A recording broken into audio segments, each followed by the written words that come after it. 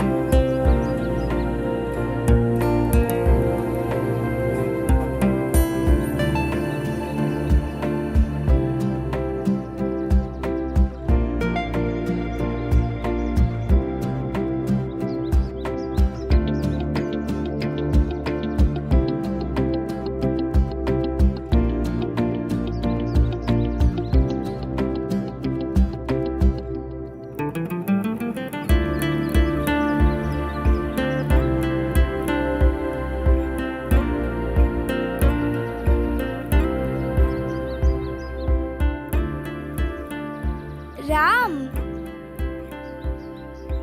ಅದೇನು ಕ್ಲಾಸ್ ನಡೀತಿರೋ ಟೈಮಲ್ಲಿ ಹೊರಗಡೆ ಸುತ್ತಿದ್ಯಾ? ಹೀಗೆ ಆದ್ರೆ ಹೇಗ್ ಪಾಸ್ ಆಗ್ತೀಯಾ? ಓ ಅದಕ್ಕೊಂದು ಟೆಕ್ನಿಕ್ ಇದೆ ಬಿಡು. ಏನದು? ನೀವು ಟೀಚರ್ಸ್ ಹೇಳಕ್ ಕ್ಲಾಸ್ ಕೇಳ್ತೀರಾ, ನಾನು ಅವ್ರು ಹೇಳಕ್ ಕೆಲಸ ಮಾಡ್ತೀನಿ. ನೀವು ಚೆನ್ನಾಗಿ ಬರೋದ್ರು ಮಾರ್ಕ್ಸ್ ಕೊಡಲ್ಲ, ನಾನು ಹೇಗ್ ಬರೋದ್ರು ಮಾರ್ಕ್ಸ್ ಕೊಡ್ತಾರೆ. ಇಲ್ಲಿವರೆಗೂ ನೀನು ಓದ್ತಿದ್ಯಾ ಅನ್ಕೊಂಡಿದ್ದೆ. ನಿನ್ ಸ್ಟೂಡೆಂಟ್ ಅಲ್ವಾ, ಕೆಲ್ಸದವನ? ಆಯಾ ಆಂಟಿಗೆ ದುಡ್ಡು ಕೊಡ್ತಾರೆ, ನಿಂಗೂ ಕೊಡ್ತಾರಾ? ನಾನು ಓದ್ದಲೆ ಮಾರ್ಕ್ಸ್ ಬರ್ತಿದೆ ಅಂತ ನಿಂಗೆ ಹೊಟ್ಟೆ ಕಿಚ್ಚುತ್ತಾನೆ? ಸರಿ, ಈಗ ಹೇಳು. ಇಲ್ಲೇನೋ ನಮ್ಮ ಟೀಚರ್ಸ್ ಆಗಿರೋದ್ರಿಂದ ಅವ್ರಿಗೆ ಕೆಲಸ ಮಾಡ್ಕೊಟ್ಟು ಮಾರ್ಕ್ಸ್ ತಗೋತಿದ್ಯಾ. ಮತ್ತೆ 10th ಕ್ಲಾಸ್ ಪಬ್ಲಿಕ್ ಎಕ್ಸಾಮಲ್ಲಿ ಬೇರೆ ಟೀಚರ್ಸ್ ತಾನೇ ವ್ಯಾಲ್ಯೂಯೇಷನ್ ಮಾಡೋದು, ಹಾಗೆ ಹೇಗೆ ಮಾರ್ಕ್ಸ್ ಹಾಕ್ಸ್ಕೋತೀಯಾ? ಹೌದಲ್ಲ, ನಾನು ಎಷ್ಟೋದಿದ್ರು ನಂಗೆ ಅರ್ಥನೇ ಆಗಲ್ಲ, ತಲೆಗೆ ಹೋಗಲ್ಲ. ಏನು ಮಾಡಲಿ ಹೇಳು? ಭಯ ಪಡ್ಬೇಡ, ನಾನು ಇದೀನಲ್ವಾ. ಹೇಗಿದ್ರು ಯೂನಿಟ್ ಟೆಸ್ಟ್ ಬರ್ತಿದೆ, ಅದಕ್ಕೆ ನಾವಿಬ್ರು ಜೊತೆಗೆ ಓದ್ಕೊಳ್ಳೋಣ. ನಿಂಗೆ ಅರ್ಥ ಆಗೋವರೆಗೂ ನನಗೆ ಗೊತ್ತಿರೋಷ್ಟೆಲ್ಲ ಹೇಳ್ಕೊಡ್ತೀನಿ, ಸರಿನಾ? ನೆನಪೇ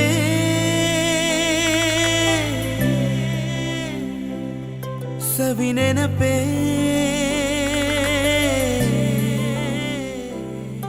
ನೆನಪೇ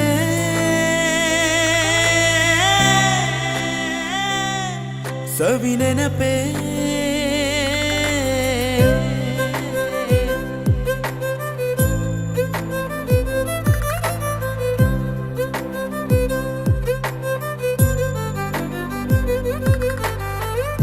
ನೆನಪೆ ನಿನಗೆದುರಾಗಿ ಪಾತ್ರಗಳೇ ಬದಲಾಗಿ ಬಣ್ಣಗಳೇ ಇರದಂತ ನನ್ನ ಬದುಕಿರಂಗಾಗಿ ನಾ ಬರೆದ ಕಥೆಯೊಳಗೆ ಪಾತ್ರಗಳೇ ಬದಲಾಗಿ ಈ ನನ್ನ ಆಟ ಪಾಡದಿನ ಚರಿಗೇನೆ ಹೊಸ ರೂಪವಿದೆ.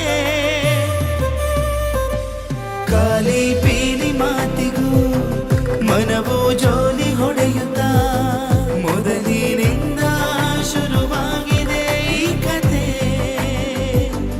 ಗಾಳಿ ಗಾಳಿಯಂತಿರೋ ನಿನ್ನ ಗೀಳಿನಿಂದಲೇ ಎಲ್ಲೋ ಅಲೆಗಳಾಗಿ ಅಲೆ ಅಲೆಯುತ್ತಿರುವ ಅಲೆಮಾರಿಯುರ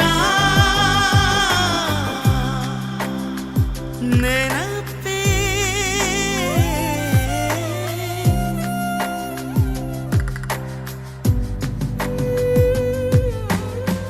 ನೆನಪೇ ನಿನಗೆದುರಾಗಿ ಪಾತ್ರಗಳೇ ಬದಲಾಗಿ ಬಣ್ಣಗಳೇ ಇರದಂತ ನನ್ನ ಬದುಕೆ ರಂಗಾಗಿ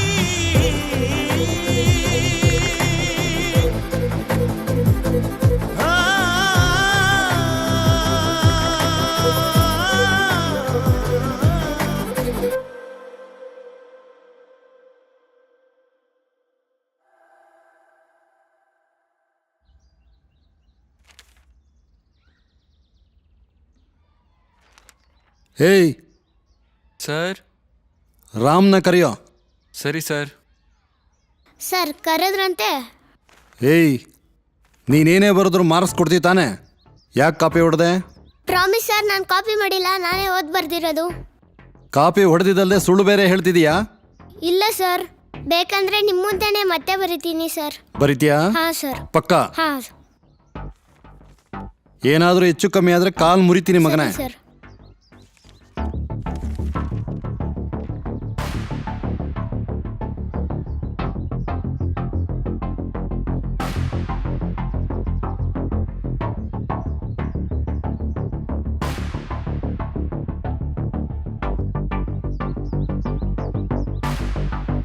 ಸರ್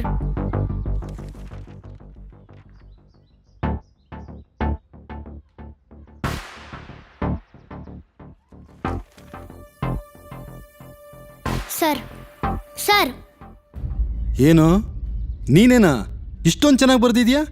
ನಂಬೋದಕ್ಕೆ ಆಗ್ತಾ ಇಲ್ಲ. ನೀರು ಕುಡ್ಕೊಂಡು ಏ ಬರ್ತೀನಿ ಇರು ಇರು ಇರು.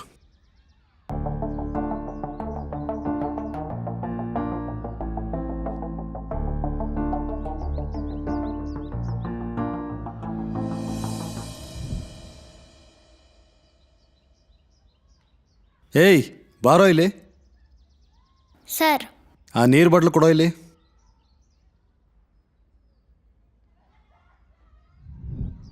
ತಗೊಳ್ಳೋ.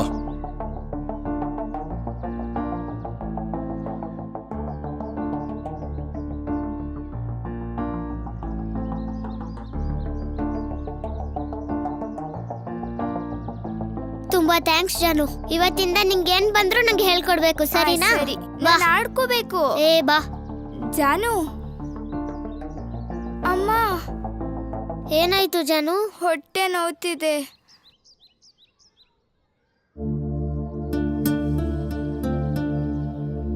ಇಲ್ಲಿ ಕೂತ್ಕೋ.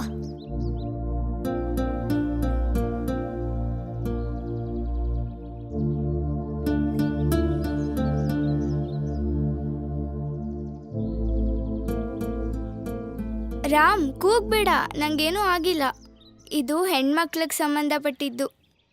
ಅಷ್ಟು ರಕ್ತ ನೋಡಿ ನಂಗೆ ಭಯ ಆಯ್ತು. ನಿಂಗೆ ನಿಜವಾಗ್ಲೂ ಏನೂ ಆಗಿಲ್ಲ ತಾನೇ? ಹಾ, ಆದ್ರೆ ನೋಡು, ಫುಲ್ ಬ್ಲಡ್ ಆಗ್ಬಿಟ್ಟಿದೆ. ಮನೆಗೆ ಹೇಗೆ ಹೋಗೋದು? ಓಹೋ, ಇಷ್ಟೇನಾ? ಈಗ ನೋಡು.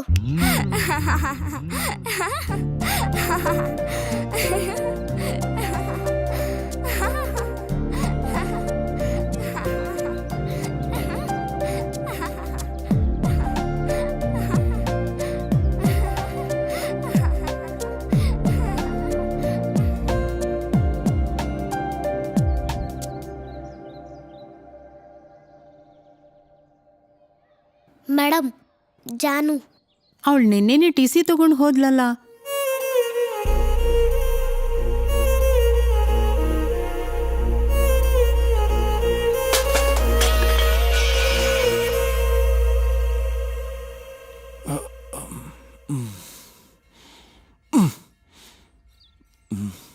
ಏಯ್, ಏನೋ ಬೆಳೆ ಬೆಳಗ್ಗೆನೆ ನಿನ್ನ ಗೋಳು.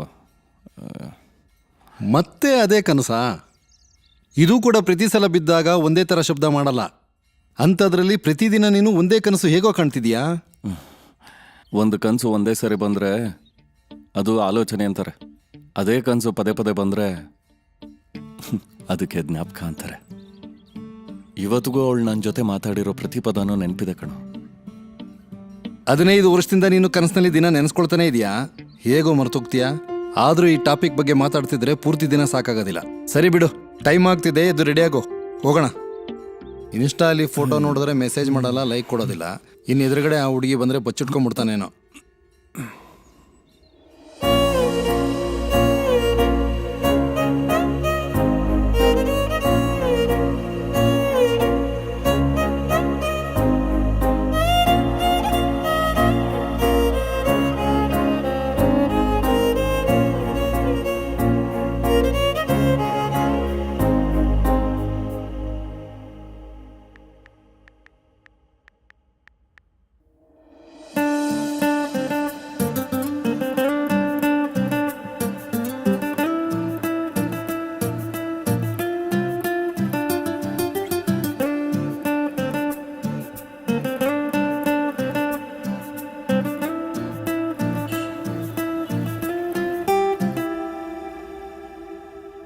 Good morning sir. Good morning.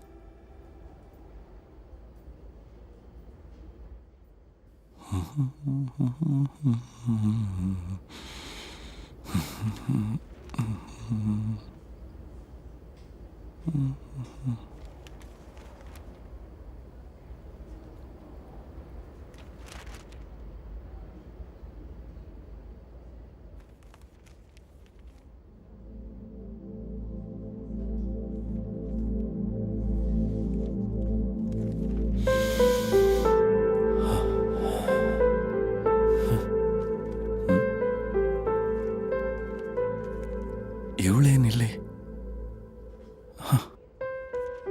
15 ವರ್ಷ ಆದ್ಮೇಲೆ ಇವತ್ತಿಲ್ಲಿ ಕಾಣಿಸ್ತಿದ್ದಾಳೆ. ಹೋಗಿ ಮಾತಾಡೋಣ. ಒಂದು ವೇಳೆ ಗುರ್ತು ಹಿಡಿಲಿಲ್ಲ ಅಂದ್ರೆ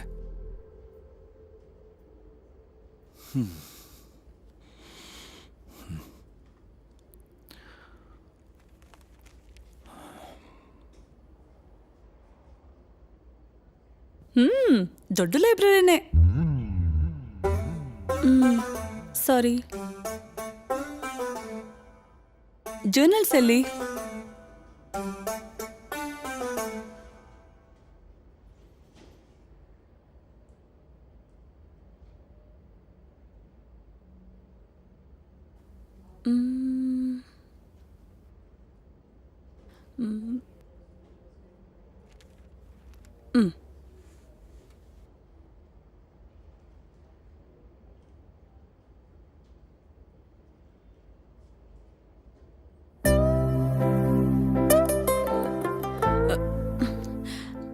ರಾಮೇನಿಲ್ಲಿ ತುಂಬಾ ವರ್ಷಗಳ ನಂತರ ಸಿಕ್ಕಿದ್ದಾನೆ. ಹೋಗಿ ಮಾತಾಡಿಸ್ತೀನಿ. ಗುರ್ತು ಹಿಡಿದೇ ಹೋದ್ರೆ ಬೇಡ ಬಿಡು.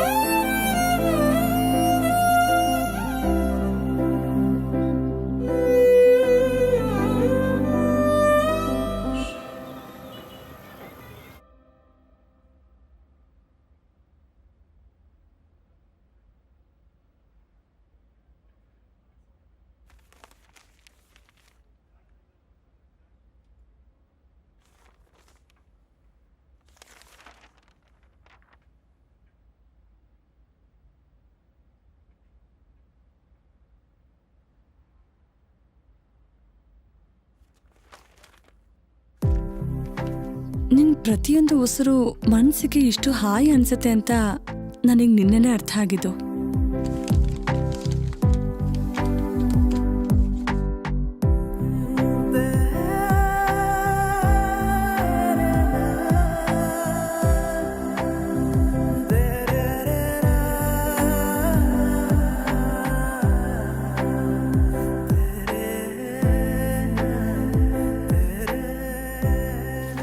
ಏನಾದರೂ ನಾಳೆ ರಾಮ್ ಜೊತೆ ಮಾತಾಡಬೇಕು. ಒಂದು ವೇಳೆ ಅವ್ನು ಗುರ್ತು ಹಿಡಿದೇ ಹೋದ್ರೆ? ಏಯ್, ಏನೇ ಮಾಡ್ತಿದ್ಯಾ ನೀನು? ಮೊದಲೇ ನೀರಿಲ್ಲ ಅಂತ ಒದ್ದಾಡ್ತಿದ್ರೆ ನೀನ್ ಗಿಡಕ್ಕೆ ಹಾಕ್ದೆ ಎಲ್ಲ ವೇಸ್ಟ್ ಮಾಡ್ತಿದ್ಯಾ. ಮೊದಲು ಗಿಡಗಳಿಗೆ ಹಾಕು.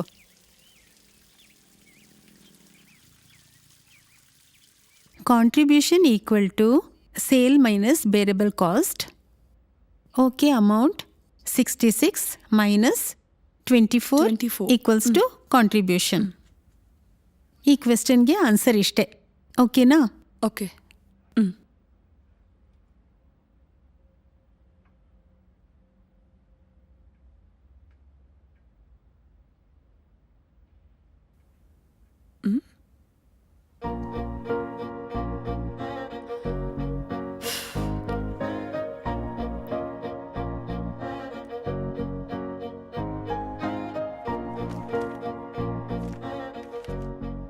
ಈಗಿನ ಕಾಲದ ಹುಡುಗಿರು ಸ್ಟೈಲ್ ಅನ್ನೋ ಹೆಸರಲ್ಲಿ ಶರೀರ ತೋರಿಸ್ಕೊಂಡು ಓಡಾಡ್ತಾರೆ. ಆದರೆ ಅವ್ರಿಗೇನು ಗೊತ್ತು?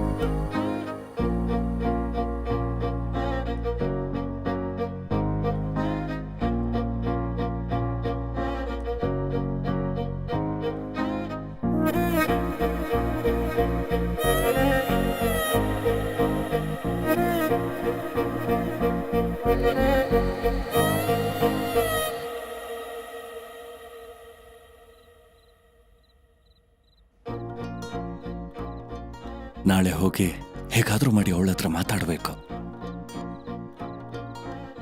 ಹಾಂ, ಹೇಳಿ. ಯಾರು? ಹೇಳ್ತಿದ್ದೀನಿ ತಾನೇ, ನೀವು ಯಾರು ನೆನಪಾಗ್ತಿಲ್ಲ ಅಂತ. ಗೊತ್ತಾಗ್ತಿಲ್ಲ ರೀ.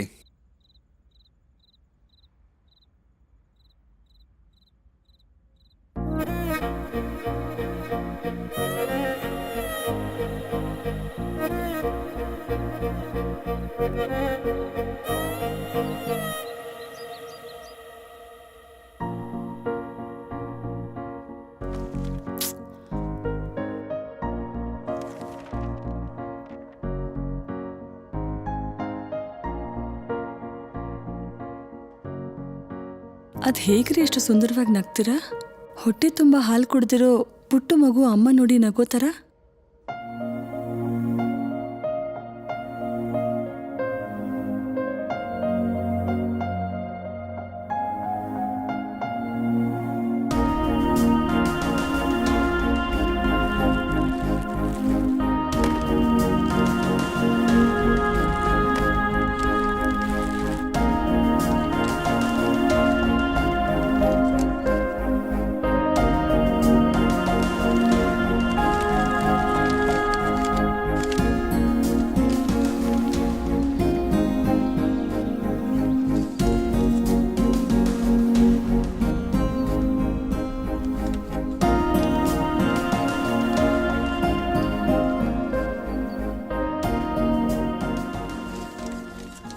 ಸ್ಮೈಲ್. ನಿನ್ನ ಪ್ರತಿಯೊಂದು ಉಸಿರು ಮನಸ್ಸಿಗೆ ಇಷ್ಟೊಂದು ಹಾಯಿ ಕೊಡುತ್ತೆ ಅಂತ ನನಗೆ ನಿನ್ನೆನೇ ಅರ್ಥ ಆಗಿತ್ತು. ನಿನ್ನ ಪರ್ಫ್ಯೂಮ್ ಸ್ಮೆಲ್ಲಿಂದ ನನಗೆ ಗೊತ್ತಿಲ್ಲದೆ ನಾನು ಉಸಿರಾಡೋ ವೇಗನ ಕಡಿಮೆ ಮಾಡಿಕೊಂಡು ಹೃದಯ ಬಡಿತನ ಜಾಸ್ತಿ ಮಾಡಿದೆ. ಉಸಿರಾಡೋ ಪ್ರತಿ ಸಾರಿನೂ ಏನೋ ಹೋಲಿಕೆ ಸಿಗ್ತಾ ಹೋಗುತ್ತೆ. ಸೂರ್ಯ ಕಿರಣ ತಾಗೋ ಹೂವಿನ ಹಾಗೆ, ಕಣ್ರೆಪ್ಪೆ ಒಳಗಿನ ಆಕಾಶ ಗಂಗೆ ಥರ, ಮುದ ನೀಡುವ ಹಳ್ಳಿ ಸೊಗಡಿನ ಹಾಗೆ, ವಜ್ರ ವೈಡೂರ್ಯದ ಮಿನುಗುವ ಸೊಬಗು. ಇದೆಲ್ಲದಕ್ಕೂ ಹೋಲಿಸಿದ್ರೂ ಸರಿನೇ ಹೋಗಲ್ಲ. ಬಹುಶಃ ನಿನ್ನ ಪರ್ಫ್ಯೂಮ್ ಸ್ಮೆಲ್ ಒಂದು ರೀತಿ ಹೇಳೋದಾದ್ರೆ ಪಾರಿಜಾತದ ಥರ.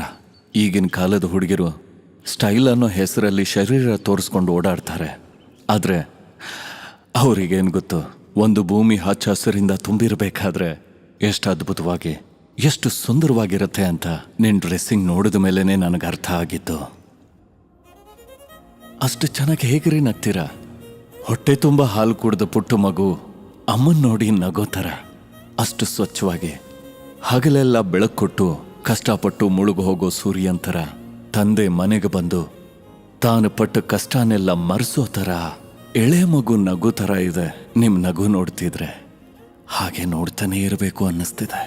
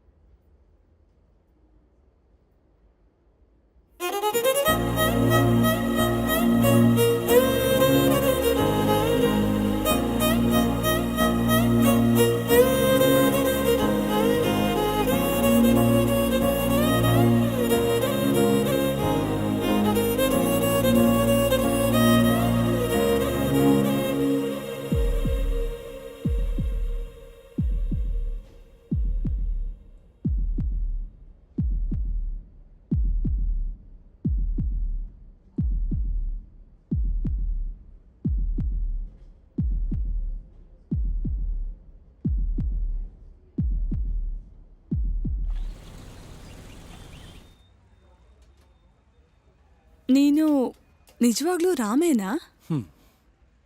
ಅಂದ್ರೆ ನನಗೆ ಗೊತ್ತಿರೋ ರಾಮ್ ಯಾವತ್ತೂ ಲೊಡಲೊಡ ಅಂತ ಮಾತಾಡ್ತಿರ್ತಾನೆ. ಹೌದಾ? ಹಂಗಂದ್ರೆ ಆ ರಾಮ್ ಬಗ್ಗೆ ಇನ್ನೇನು ಗೊತ್ತು ಹೇಳು? ನನ್ನ ಸ್ಮೈಲ್, ಸ್ಮೆಲ್ ಮತ್ತೆ ಡ್ರೆಸ್ ಬಗ್ಗೆ ನಿನ್ನ ಪೇಪರಲ್ಲಿ ಬರ್ದಿದ್ದೆ. ಅವನಾಗಿದ್ರೆ ದೃಷ್ಟಿ ತೆಗಿತಾ ಇದ್ದ. ನನ್ ಕಾಣಿಸಿದ ಕೂಡ್ಲೆ ನಾನಂತ ಗೊತ್ತಾದ್ಮೇಲೆ ನೀನ್ ನಿಂತ್ಕೊಂಡೆ ಅಲ್ಲ, ಅದೇ ಅವನಾಗಿದ್ರೆ ಯಾರ್ ಕಾಣಿಸಿದ್ರು ನಾನೇ ಅಂತ ಅನ್ಕೊಂಡು ಓಡ್ಕೊಂಡ್ ಬರ್ತಾ ಇದ್ದ. ಅವಾಗಾದ್ರೆ ನೀನ್ ದೂರ ಆಗಲ್ಲ ಅಂತ ಗೊತ್ತಾಗಿ ಅವನು ಇಷ್ಟ ಬಂದಂಗೆ ಇರ್ತಿದ್ದ. ಆದ್ರೆ ಈಗ ನನಗಿಷ್ಟ ಆಗೋ ಥರ ನಾನೀಗಿದ್ರೆ ನಿಂಗಿಷ್ಟ ಆಗುತ್ತಾ ಇಲ್ವೋ ಗೊತ್ತಿಲ್ಲ. ಅವತ್ತು ಇದೇ ನನ್ನ ನಿಲ್ಸಿದ್ದು. ಆದ್ರೆ ಇದು ನಿಲ್ಲಲ್ಲ. ಇವತ್ತಿಗೂ ಇದನ್ನ ನಿಲ್ಸೋ ಪ್ರಯತ್ನ ಮಾಡ್ತಿದ್ದೀನಿ. ಯಾಕೆಂದ್ರೆ ಇದು ಕನ್ವಿನ್ಸ್ ಮಾಡಿ ಅದಕ್ಕೆ ಹತ್ರ ಮಾಡಿಬಿಡುತ್ತೇನೋ ಅಂತ. ಆ ಥರ ಮಾಡಿದ್ರೆ ನಿನಗಿಷ್ಟ ಆಗುತ್ತಾ ಇಲ್ವೋ ಅನ್ನೋ ಭಯ.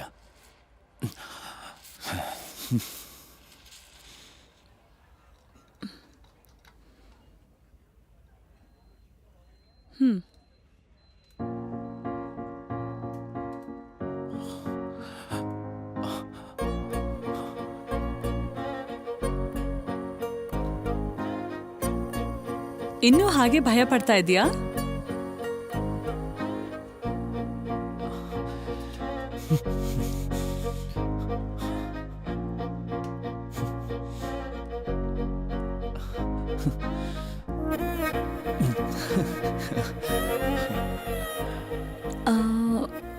ಆಕ್ಚುಲಿ ಒಂದ್ ವಿಷಯ ಹೇಳ್ತೀನಿ, ಏನು ಅನ್ಕೋಬಾರ್ದು.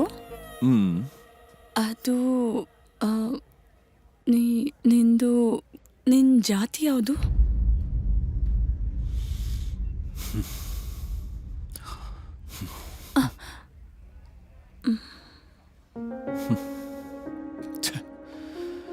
ನೀನ್ ಚಿಕ್ಕವಳಿದ್ದಾಗ ನನಗೆ ಜ್ಞಾನ ಹೇಳ್ಕೊಟ್ಟು ಜ್ಞಾನಿಯಾಗಿ ಬದಲಾಯಿಸಿರೋ ನೀನೇ ಈ ಥರ ಅಜ್ಞಾನಿಯಾಗಿ ಮಾತಾಡ್ತಿದೀಯ.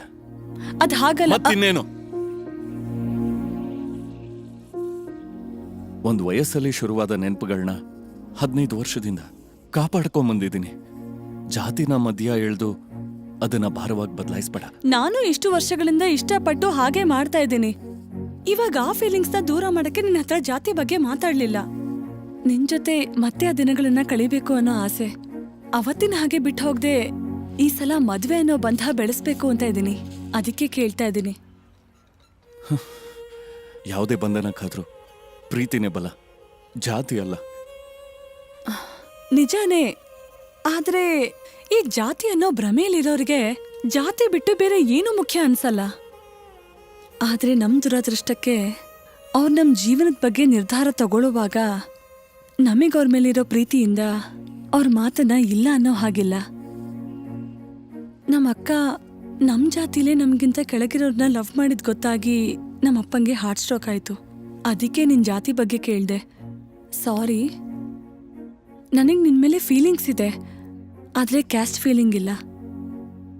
ನಿನ್ನ ಆಕ್ಸೆಪ್ಟ್ ಮಾಡಿದ್ರೆ ನಮ್ಮ ಅಪ್ಪಂಗೆ ಏನಾಗುತ್ತೋ ಅಂತ ಭಯ. ಅದೇ ನಿನ್ನ ರಿಜೆಕ್ಟ್ ಮಾಡಿದ್ರೆ ನಿನಗೇನಾಗುತ್ತೋ ಅನ್ನೋ ನೋವು. ನಾನು ಯಾವ ನಿರ್ಧಾರ ತಗೊಂಡ್ರು ಯಾರಿಗಾದ್ರೂ ಒಬ್ರಿಗೆ ನೋವು ಕೊಡ್ಬೇಕಾಗತ್ತೆ. ನಿನಗೆ ನೋವಾಗೋ ಥರ ಏನೂ ನಡ್ಕೊಳ್ಳಲ್ಲ. ಟ್ರಸ್ಟ್ ಮೀ, ಅಂಕಲ್ನ ನಾನು ಒಪ್ಪಿಸ್ತೀನಿ. ನಮ್ಮ ಅಪ್ಪನ ಬಗ್ಗೆ ನಿಂಗೆ ಗೊತ್ತಿಲ್ಲ ರಾಮ್. ರಾಮನ್ಗೂ ಕೂಡ ರಾವಣ ಎಷ್ಟು ಬಲಶಾಲಿ ಅಂತ ಗೊತ್ತಿರಲಿಲ್ಲ. ಒಂದು ವೇಳೆ ಎಷ್ಟು ಬಲಶಾಲಿಯಾಗಿದ್ರೂ ಸರಿ, ಅವನ್ನ ತಡೆಯೋಕ್ಕಾಗಲ್ಲ. ಕಾರಣ ಅವನ ಉದ್ದೇಶ ಒಂದೇ, ಪ್ರಾಣ ಹೋಗೋ ಪರಿಸ್ಥಿತಿ ಬಂದರೂ ಸೀತೆನ ಪಡ್ಕೊಳ್ಳೇಬೇಕು ಅಂತ. ಎಂಥ ಬಲಶಾಲಿಯನ್ನಾದ್ರೂ ಎದುರಿಸೋಕ್ಸಿದ್ದ. ನನ್ನ ಜಾನುನ ಪಡ್ಕೊಳ್ಳೋಕ್ಕೋಸ್ಕರ ನಾನು ಶಿವದನ ಸೆತಕ್ಕಾಗದೇ ಇರ್ಬೋದು, ಆದರೆ ನಿಮ್ಮ ಅಪ್ಪಂಗಿರೋ ಜಾತಿ ಅನ್ನೋ ಮೂರ್ಖತ್ವನ ತೆಗಿತೀನಿ. ಹಲೋ ರಾಮ್, ಎಲ್ಲಿದೀಯಾ? ಇಲ್ಲೇ ಪಕ್ಕದಲ್ಲೇ ಇದ್ದೀನಿ ಜಾನು. ನೋಡು, ನೀನು ಫೋನ್ ಇಡೋದ್ರೊಳಗೆ ಬಂದ್ಬಿಡ್ತೀನಿ. ಓಕೆ.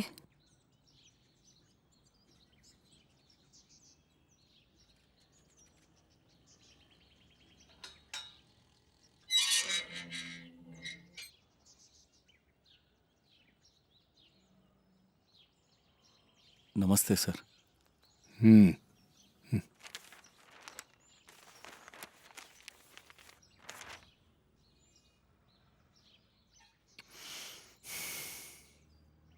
ಯಾವ ಜಾತಿ ನಿಂದು?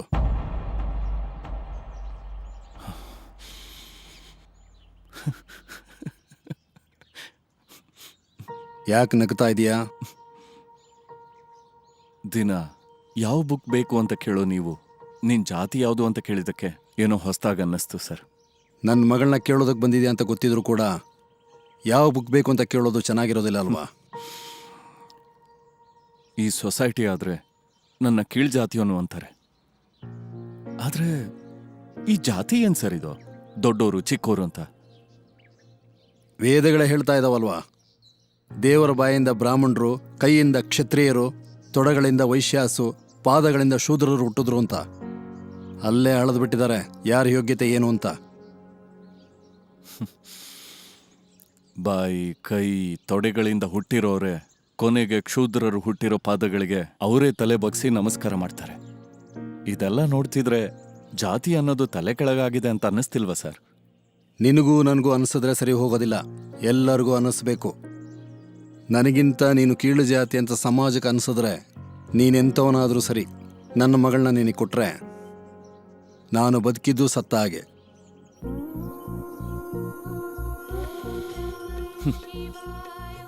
ಸ್ಮಶಾನ ಕಾಯೋನಿಗೆ ಊರಲ್ಲಿ ಜಾಗ ಇಲ್ಲ, ಅಂಥದ್ರಲ್ಲಿ ಅವನ ಫೋಟೋನ ಮನೆಯಲ್ಲಿಟ್ಟು ಪವಿತ್ರವಾಗಿ ಪೂಜೆ ಮಾಡ್ತೀವಿ. ಅಷ್ಟು ಗೌರವ ಅವನಿಗೆ ಜಾತಿಯಿಂದ ಬಂದಿಲ್ಲ ಸರ್, ಅವನು ಗುಣದಿಂದ ಬಂದಿದ್ದು. ಗುಣಗಳು ಮನುಷ್ಯನಿಗೆ ಬೇಕು, ಆದರೆ ಈ ಸಮಾಜಕ್ಕೆ ಜಾತಿ ಧರ್ಮನೇ ಬೇಕು. ಈ ಸಮಾಜ ಹುಟ್ಟಿದಾಗಲಿಂದ ಮನುಷ್ಯ ತನಗೋಸ್ಕರ ಬದುಕೋದನ್ನೇ ಬಿಟ್ಬಿಟ್ಟಿದ್ದಾನೆ. ತನ್ನ ಹಸಿವನ್ನ ಸಾಯಿಸ್ಕೊಂಡು ಈ ಸಮಾಜನ ಮೇಯಿಸ್ತಾ ಇದ್ದಾನೆ. ಸಮಾಜಕ್ಕೆ ಅಷ್ಟು ಬೆಲೆ ಇದೆ ಅಂದರೆ ಅದರ ನಿಯಮಗಳನ್ನ ಪಾಲಿಸ್ಬೇಕಲ್ವಾ? ಜಾತಿನೇ ಗೌರವನ ತಂದುಕೊಡೋದು ಅಂತ ಸಮಾಜ ತಿಳ್ಕೊಂಡಿರ್ಬೇಕಾದ್ರೆ ಇನ್ನು ನಿನ್ನಿಂದ ಆ ಗೌರವ ನನಗೆ ಯಾವತ್ತಿಗೂ ಸಿಗೋದಿಲ್ಲ. ನೋಡು, ನನ್ನ ಮಗಳನ್ನ ನೀನು ಸುಖವಾಗಿ ಸಂತೋಷವಾಗಿ ನೋಡ್ಕೋತೀನಿ ಅಂತ 1000 ಹೇಳ್ಬೋದು, ಆದರೆ ನಾನು ಮಾತ್ರ ಕೇಳೋದೊಂದೇ, ನಿನ್ನ ಜಾತಿ ಯಾವುದು ಅಂತ. ಯಾಕೆ ಅಂದರೆ ನಾಳೆ ನನ್ನ ಮಗಳನ್ನ ನೀನು ಕೊಟ್ಟು ಮದುವೆ ಮಾಡಿದ್ರೆ ಬಂದವರೆಲ್ಲ ನನ್ನನ್ನು ಕೇಳೋ ಪ್ರಶ್ನೆ ಕೂಡ ಅದೇನೆ. ಅದಕ್ಕೇನೆ ನೀನೀಗ ಹೇಳೋ ಸಮಾಧಾನ ನನಗೆ ಮಾತ್ರ ಅಲ್ಲ, ಅವರೆಲ್ಲರನ್ನೂ ಕನ್ವಿನ್ಸ್ ಮಾಡೋ ಥರ ಇದ್ದರೆ ನನ್ನ ಮಗಳನ್ನ ನೀನು ಕೊಡ್ತೀನಿ.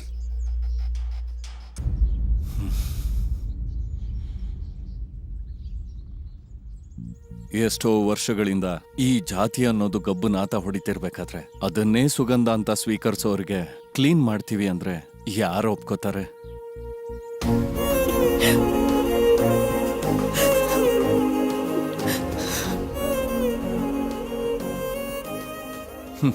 ಬಹುಶಃ ಕಲಿಯುಗದ ಅಂತ್ಯದಲ್ಲಿ ಕಲ್ಕಿ ಹುಟ್ಟು ಬರ್ತಾನೆ ಅನ್ನೋ ಕಾರಣ ಕೂಡ ಇದೇ ಏನು. ಮೊದಲೇ ಬಂದ್ರೆ ಅವಂದು ಬೇರೆ ಜಾತಿ ಅಂತ ಒಪ್ಕೊಳ್ಳೋದಿಲ್ವೇನೋ ಅಂತ.